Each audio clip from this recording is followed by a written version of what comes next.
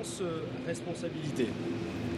Depuis ce matin, avec la démission du Premier ministre, nommé il y a seulement 27 jours, les Françaises et les Français se retrouvent dans un pays qui n'est plus gouverné et où la classe politique, dans son ensemble et dans son intégralité, doit prendre toute la responsabilité du moment. Ce moment intervient dans une période extrêmement inquiétante, tant à l'échelle de l'Europe qu'à l'échelle du monde, où de nombreux conflits nous entourent. Hier soir, le socle commun, qui était constitué depuis plusieurs mois maintenant, a implosé, noyé dans ses propres contradictions, et les macronistes sont les seuls responsables du chaos, avec les républicains qui ont finalement refusé de participer au gouvernement pour des raisons opportunistes. Aujourd'hui, 3 solutions sont devant le chef de l'État. La démission, la dissolution ou la nomination d'un ou d'une première ministre issue de la gauche et des écologistes.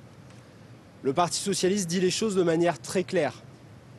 La démocratie dans notre pays doit être enfin respectée. Priorité doit être donnée à la gauche et aux écologistes pour gouverner ce pays et proposer une alternative politique forte, plaçant au cœur de notre débat public des mesures de justice sociale et fiscale, d'augmentation du pouvoir d'achat, de relance et d'investissement dans la transition écologique, de souveraineté budgétaire, qui sont les aspirations majoritaires dans notre pays.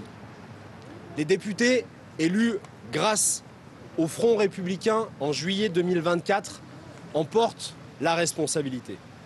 Nous demandons donc aujourd'hui au président de la République la nomination d'un ou d'une première ministre issue de la gauche et des écologistes, ouvert au compromis, s'engageant, comme nous l'avions dit il y a plusieurs semaines, à ne pas utiliser l'article 49.3.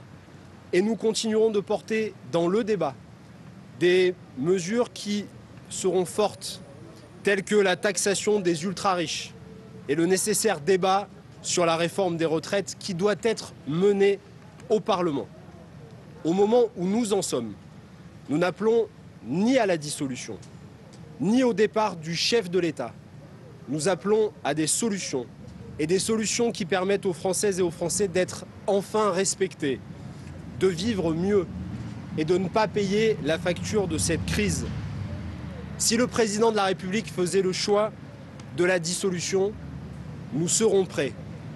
Dans tous les cas, nous proposerons un projet politique commun, porteur d'espoir et crédible pour gouverner la France et nous ferons tout pour éviter l'accession de l'extrême droite au pouvoir qui représente un danger pour la France, pour ses travailleurs et ses travailleuses.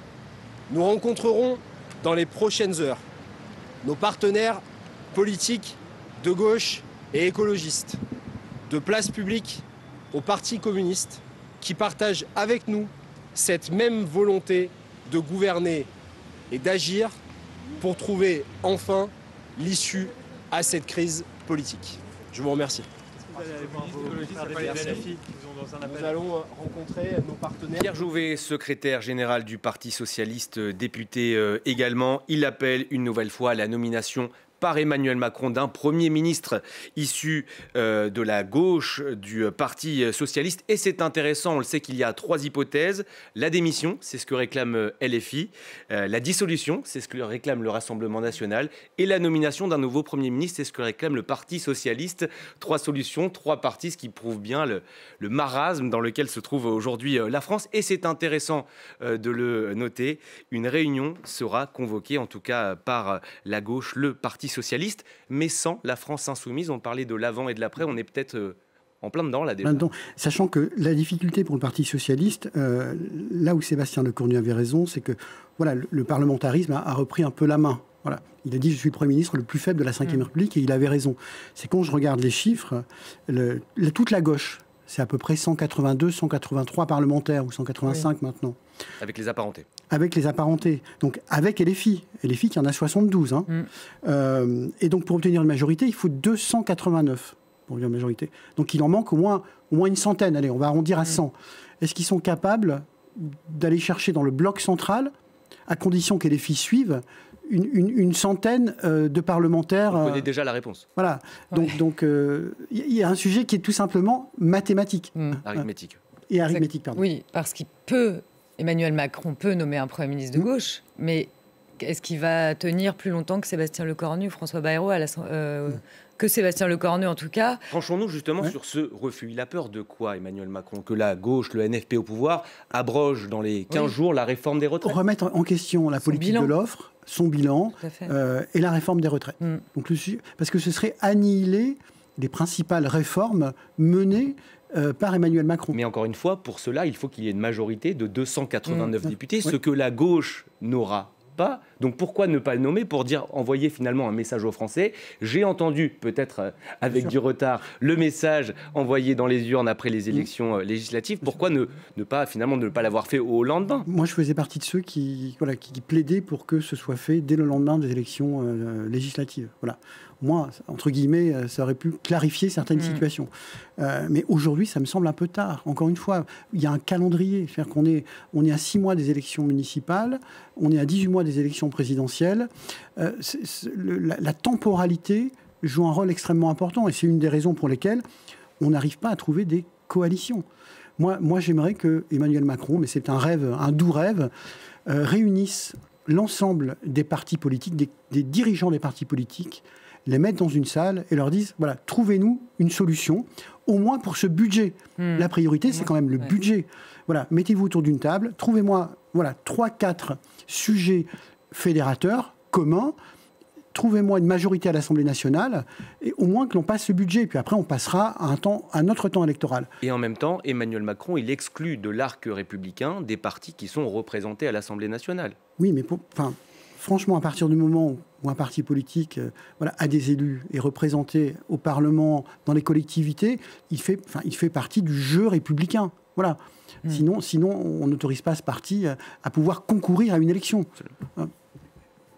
Oui, non, mais je pense quelle sera la suite, là, c'est encore la question qu'on se pose. Nommer un Premier ministre de gauche, moi, je pense qu'il y a une raison pour laquelle il ne le fait pas, c'est déjà son bilan détricoté. Et ensuite, quelle majorité y aurait-il à l'Assemblée nationale pour un Premier ministre de gauche? Même les Insoumis, si mes souvenirs sont bons, au moment où Olivier Faure disait « je suis prêt à aller à Matignon », si mes souvenirs sont bons, encore une fois, je crois même que les Insoumis disaient « nous censurerons tout gouvernement socialiste ». Donc ils n'auraient même pas, a priori, LFI avec eux. Et puis là, avec l'annonce de Pierre Jouvet qui vient de dire qu'ils vont se réunir avec la gauche hors Insoumis, j'attends de voir les tweets furieux de Jean-Luc Mélenchon. Donc pas sûr que là, il se soit mis les Insoumis de son côté. Et puis LR aussi, ce matin, Bruno Retailleau, 13h de TF1, a dit « tout gouvernement de gauche sera censuré ». Autant dire que le Rassemblement national, idem. Donc ça paraît extrêmement compliqué. Si Premier ministre de gauche il y a, majorité serait très, très inexistante. Là, on arrive au bout du tripartisme. La Ve République, elle est illustrative par le fait majoritaire. Depuis 2024, ça n'existe plus. Voilà, nous avons 3 partis. Chacun considère avoir gagné les élections. La gauche considère les avoir gagnées. L'extrême droite et la droite considèrent l'extrême droite les avoir gagnées. Alors qu'il y a un vainqueur, ce n'est pas un parti, ça s'appelle le Front républicain. Et c'est le Front républicain. Et le bloc central dit nous restons droit dans nos bottes. Ça ne peut pas fonctionner. On peut trouver toutes les formules possibles et inimaginables. Renommer un nouveau Premier ministre, je pense que ça permettra uniquement au président de la République de gagner du temps. Mais est-ce qu'on gagne du temps dans l'intérêt des Français? J'en suis pas persuadé. Et on se demandait si ça n'est pas trop tard. Est-ce qu'il y a 1 an et demi, il restait donc 3 ans avant la présidentielle française, peut-être qu'une culture parlementaire un petit peu plus développée, on aurait peut-être pu se mettre d'accord sur des textes à 18 mois de la présidentielle. Pour le Parti socialiste, participer à une coalition gouvernementale à 18 mois de la présidentielle, ce n'est pas envoyer le bon message à ses électeurs. Absolument, c'est toute l'ambiguïté et la difficulté du Parti socialiste. Mais rappelez-vous Emmanuel Macron en 2017. Il est élu sur et à gauche et à droite, ou ni à gauche ni à droite. Le fameux en même temps. Les partis politiques traditionnels de la Ve République disparaissent. Ils ne sont pas qualifiés au second tour de l'élection présidentielle. Disparaissent. Alors, le macronisme a accéléré leur disparition. Et aujourd'hui, on nous dit il faut aller chercher les partis politiques pour négocier. C'est un paradoxe. Pendant le premier quinquennat d'Emmanuel Macron, on n'a pas eu besoin des partis politiques, on n'a pas eu besoin des syndicats, on n'a pas eu besoin des corps intermédiaires. On était sur la logique de la Startup Nation, moi le président, moi ou le chaos. Vous vous souvenez ? 2022, il se retrouve en majorité relative, et 2024, plus de majorité du tout. Et là, comme par hasard, on fait de nouveau appel aux partis politiques, aux parlementaires et aux partis politiques. Mais on est à contre-temps. C'est-à-dire que les partis politiques, on les appelle au moment où ils sont le plus faibles. Parti socialiste, les Républicains, enfin, ils sont très très faibles aujourd'hui. Ils représentent plus grand-chose. On le voit très bien. Recomposition partisane, elle est indispensable aujourd'hui. Elle est indispensable, mais je veux dire, on prend les choses un peu à l'envers. C'est-à-dire qu'il faut d'abord que ces partis se reconstruisent, notamment sur le plan thématique. Parce que, est-ce que vous savez, vous, quelles sont les 3 thématiques du Parti socialiste ou celles des Républicains ? C'est difficile à savoir. Ils réagissent par rapport à l'actualité, par rapport au macronisme, mais pour raconter un récit collectif, il faut travailler, il faut faire des... Voilà, il faut que des gens... Il faut arrêter des priorités. Donc il faut construire toute cette culture partisane. Et aujourd'hui, malheureusement, ces 2 partis sont en pleine reconstruction. Et les 2 seuls partis qui aujourd'hui sont en rupture par rapport au macronisme et se sont, si vous voulez, constitués contre le macronisme, justement, le chaos, c'est LFI et le Rassemblement national. Et on le voit bien en municipal, ils sont tous les 2 en voie de territorialisation. Ils ont enjambé jusqu'à présent les municipales. Et là, LFI vous dit, nous en faisons une priorité. Le Rassemblement national nous dit, c'est une de mes priorités.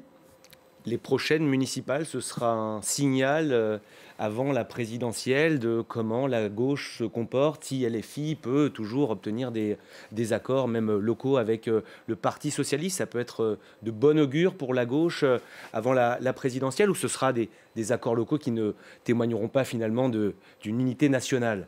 Bon, Jean-Luc Mélenchon l'a dit, il ira, lui, se présentera à la présidentielle, quoi qu'il arrive. Alors qu'il avait dit à la dernière élection présidentielle que c'était sa dernière. C'était sa dernière et qu'il passait le flambeau. Mais voilà, on peut changer d'avis. Souvent, on varie.